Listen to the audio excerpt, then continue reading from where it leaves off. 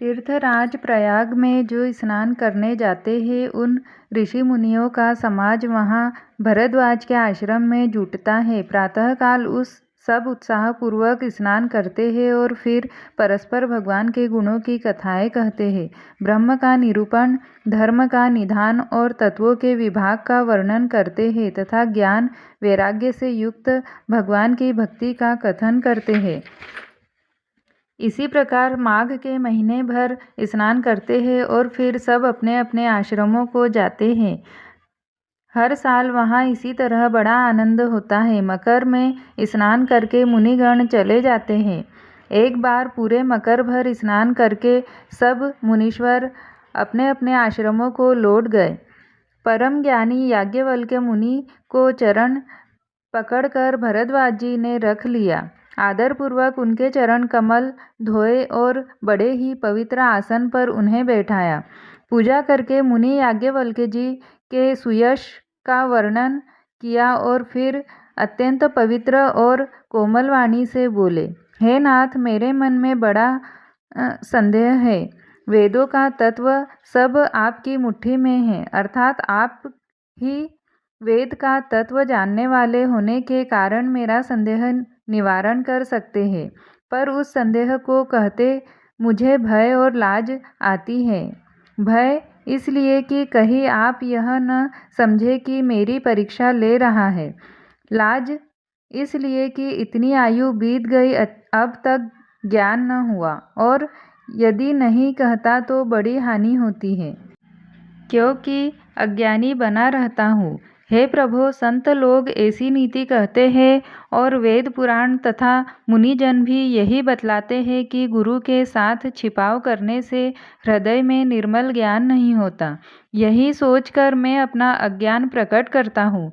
हे नाथ, सेवक पर कृपा करके इस अज्ञान का नाश कीजिए। संतों, पुराणों और उपनिषेदों ने राम नाम के असीम प्रभाव का गान किया है। कल्याण स्वरूप ज्ञान और गुणों की राशि अविनाशी भगवान शंभु निरंतर राम नाम का जप करते रहते हैं। संसार में 4 जाति के जीव हैं। काशी में मरने से सभी परम पद को प्राप्त करते हैं। हे मुनिराज, वह भी राम नाम ही महिमा है, क्योंकि शिवजी महाराज दया करके काशी में मरने वाले जीव को राम नाम का ही उपदेश करते हैं। इसी से उनको परम पद मिलता है। हे प्रभु, मैं आपसे पूछता हूँ कि वे राम कौन हैं? हे कृपानिधान, मुझे समझाकर कहिए। एक राम तो अवध नरेश दशरथ जी के कुमार है। उनका चरित्र सारा संसार जानता है। उन्होंने स्त्री के विरह में अपार दुख उठाया और क्रोध आने पर युद्ध में रावण को मार डाला। हे प्रभु, वही राम है या और कोई दूसरे हैं जिनको शिवजी जपते हैं? आप सत्य के धाम हैं और सब कुछ जानते हैं। ज्ञान विचार कर कहिए। हे नाथ, जिस प्रकार से मेरा यह भारी भ्रम मिट जाए, आप वही कथा विस्तार पूर्वक कहिए। इस पर याज्ञवल्क्य जी मुस्कुरा कर बोले, श्री रघुनाथ जी की प्रभुता को तुम जानते हो। तुम मन, वचन और कर्म से श्री राम जी के भक्त हो। तुम्हारी चतुराई को मैं जान गया। तुम श्री राम जी के रहस्यमय गुणों को सुनना चाहते हो, इसी से तुमने ऐसा प्रश्न किया है। मानो बड़े ही मूढ़ हो। हे तात, तुम आदरपूर्वक मन लगाकर सुनो। मैं श्री राम जी की सुंदर कथा कहता हूँ। बड़ा भारी अज्ञान विशाल महिषासुर है और श्री राम जी की कथा उसे नष्ट कर देने वाली भयंकर काली जी है। श्री राम जी की कथा चंद्रमा की किरणों के समान है, जिसे संत रूपी चकोर सदा पान करते हैं। ऐसा ही संदेह पार्वती जी ने किया था। तब महादेव जी ने विस्तार से उसका उत्तर दिया था। अब मैं अपनी बुद्धि के अनुसार वही उमा और शिवजी का संवाद कहता हूँ।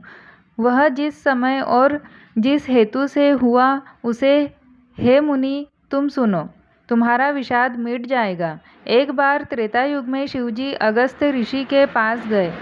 उनके साथ जगन्जननी भवानी सती जी भी थी। ऋषि ने संपूर्ण जगत के ईश्वर जानकर उनका पूजन किया।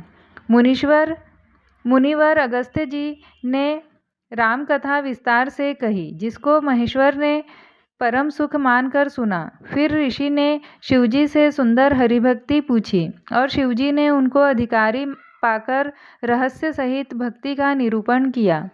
श्री रघुनाथ जी के गुणों की कथाएं कहते सुनते कुछ दिनों तक शिवजी वहां रहे। फिर मुनि से विदा मांगकर शिवजी दक्ष कुमारी सती जी के साथ घर कैलाश को चले।